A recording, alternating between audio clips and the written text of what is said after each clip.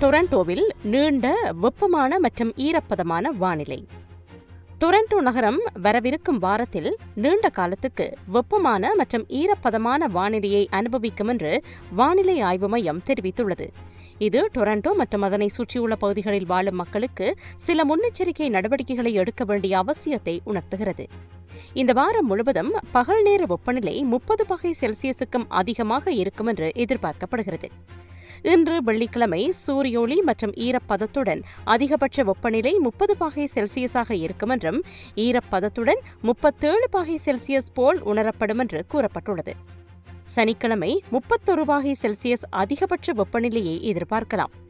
ஞாயிற்றுக்கிழமை சிறிய மழை பொழிவுடன் 30 பாகை செல்சியஸ் அதிகபட்ச வெப்பநிலையை எட்டக்கூடும்.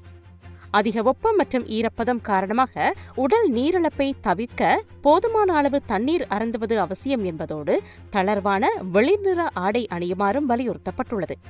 காலை 11 மணி முதல் மாலை 4 மணி வரை அதிக வெப்பமான நேரங்களில் வெளியே செல்வதை தவிர்க்குமாறும் கேட்டுக் கொள்ளப்பட்டுள்ளது. வீட்டு விலங்குகளுக்கும் போதுமான தண்ணீர் கிடைப்பதை உறுதி செய்யுமாறும் இந்த வெப்பமான ஈரப்பதமான வானிலையின் போது அனைவரும் பாதுகாப்பாகவும் ஆரோக்கியமாகவும் இருக்க தேவையான முன்னெச்சரிக்கை நடவடிக்கைகளை எடுக்குமாறும் கேட்டுக் கொள்ளப்படுகிறார்கள்.